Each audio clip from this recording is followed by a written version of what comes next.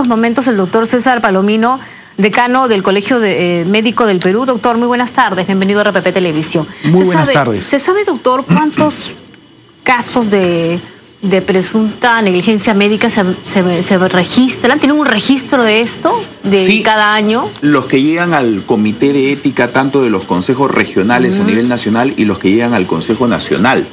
Estamos hablando de un promedio que al año llegan denuncias que pueden sumar entre 60 a 80 denuncias por este tipo de pacientes hacia los médicos colegiados. ¿La mayoría de hospitales públicos? Públicos y privados. Yo diría que la mayoría de hospitales privados, ¿no? ¿Ah, sí? Sí, hace poco vimos, por ejemplo, con horror, como una negligencia, yo consideraría administrativa, en estas famosas asociaciones público-privadas entre el Seguro Social y un complejo hospitalario privado, terminó con la muerte de 9 neonatos. Eso fue muy comentado, aquí RPP lo difundió.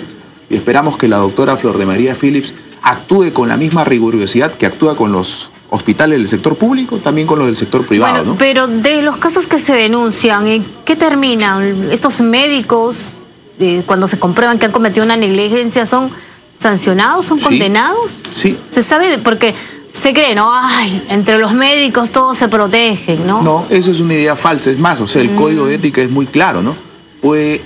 Hay faltas que van desde la amonestación hasta la suspensión y expulsión de la orden, ¿no? Obviamente yo no puedo ventilar esos casos de manera pública, ¿no? ¿Pero si hay casos? Sí ha habido casos.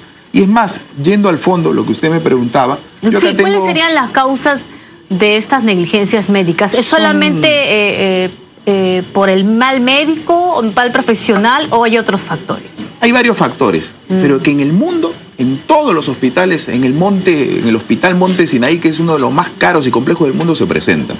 Pero aquí en el Perú se exacerban los riesgos. ¿Por qué? Yo acá tengo el informe de Defensoría del Pueblo publicado en el Diario Oficial del Peruano y, por ejemplo, unos datos.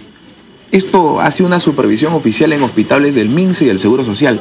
El 20% de los hospitales no cuenta con desfibrilador ni con los elementos de un coche de paro. Es decir, que si a usted o a mí nos da un paro cardíaco hay que cruzar los dedos porque existe la posibilidad que lleguemos a un hospital y así donde esté el mejor cardiólogo del mundo, si no tiene los implementos para salvarnos la vida, vamos a fallecer.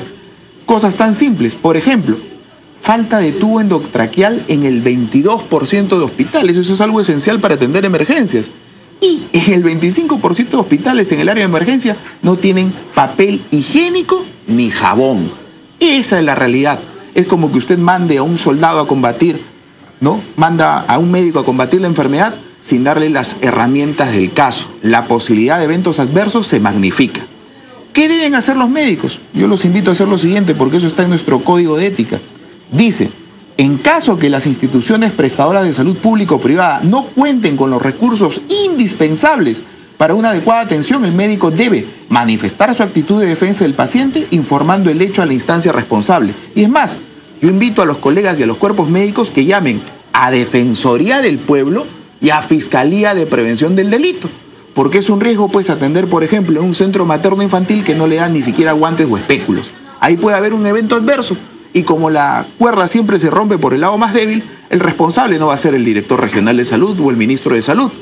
El responsable va a ser el médico cirujano probablemente. Entonces, hay que denunciar estos hechos. En estas condiciones es un riesgo, pues, atender a los pacientes. No se puede ejercer bien la profesión. No, imposible. Y los pacientes están en riesgo. Todos, médicos y pacientes, ¿no? Por estas deficiencias, estas limitaciones. Ahora, en la mayoría de los casos, ¿es por estos factores o porque es un mal profesional? Por estos factores, ¿cómo es posible que en las áreas de emergencia, según Defensoría del Pueblo, publicado en El Peruano, por ejemplo, el 40.9% de los servicios de emergencia no tengan rayos X? Ya es el colmo, pues, ¿no? O sea, estamos trabajando en condiciones de alto riesgo. Ni qué decir de enfermedades ocupacionales como tuberculosis, ¿no? Entonces, es prácticamente ingresar a atender una emergencia sin contar los elementos necesarios. ¿Eso implica riesgo para el paciente? Sí. ¿Riesgo para el profesional? Sí. También. Ahora, cuando los familiares de un paciente que termina con lesiones graves o muere, ¿qué debe hacer? Primero, si es que consideran que ha habido un evento adverso, una negligencia de cualquier tipo, debe denunciarla ante las autoridades del nosocomio, ante las autoridades judiciales y también ante el colegio médico. Todos los consejos regionales tienen comités de ética para ver estos temas. Así que las denuncias se tienen que hacer. Acá no se solapa nadie. Primero es ante la Defensoría del del paciente hay una defensoría. Sí, hay defensorías del paciente en cada hospital, pero también invitar a los médicos en base a la ley, ¿no?, al código de ética, que si ven que en su nosocomio, en su hospital, en la sala de operaciones no cuentan con las condiciones adecuadas, convoquen a Defensoría del Pueblo, convoquen a Fiscalía de Prevención del Delito, convoquen al director del hospital y vean si es que en esas condiciones pueden trabajar. Claro, porque se está poniendo en riesgo, ¿no?, la vida de estos pacientes, de criaturas. Cada año tenemos que informar presuntas negligencias médicas, pero no sabemos en qué terminan, cuáles fueron las causas, no sabemos nada. ¿Por qué? ¿Por qué no se sabe nada? No se siguen los casos, se maneja todo de manera tan reservada. El Poder Judicial, entiendo, tiene reservas, los procedimientos del Comité de Ética también, y a veces son procesos largos. En ocasiones no le dan la razón a los pacientes, en ocasiones sí. Pero también yo quisiera mencionar lo siguiente. Hay otro tema, pues, los medicamentos. Hay otra supervisión de Defensoría del Pueblo del año 2014 que fue un puesto de salud en el interior del país, puesto de salud de Chauca, donde los medicamentos que se distribuyen a los pacientes ya estaban vencidos. No, pues. Entonces, ¿está comprobado? Acá está, yo le dejo acá la copia de Defensoría del Pueblo. Medicamentos vencidos, ¿de dónde fue esto? En Guaral. En Chauca. En Chauca. Acá yo le dejo, por si acaso, lo que hizo Defensoría del Pueblo y me pareció muy bien en junio del 2013, ¿no?, publicado en El Peruano. O sea, esta crisis sanitaria expone a los pacientes al riesgo y a los médicos también. Obviamente, bueno, pero y también sancionar a los malos profesionales, ¿no? Sí, porque pobre gente. Habría que tomar cartas en el asunto. También busca justicia, ¿no? Sí, hacer justicia. Yo creo que, por ejemplo, uno de los primeros... lamentablemente, ellos tienen que acudir a los medios de comunicación porque son gente de escasos recursos económicos. Ellos no pueden ir a una clínica, no carísima, no tienen recursos, tienen que acudir al Estado y con estas limitaciones. Y ya veo lo que pasó en las clínicas carísimas. Se murieron los niños. Y yo espero, como repito, que la SUNASA sea así, como es tan dura con los hospitales públicos, que sea lo mismo, en la misma dimensión con los hospitales privados. En el caso de este niño de la mano, que está a punto de perder la mano, ¿qué cree que pudo haber pasado? No conozco el caso, pero entiendo que el síndrome compartamental es una complicación bastante difícil para los traumatólogos, porque, en conclusión, el órgano que ha sufrido alguna lesión, la extremidad que ha sufrido alguna lesión, se hincha de tal manera que comprime los vasos sanguíneos y genera, pues, una falta de irrigación.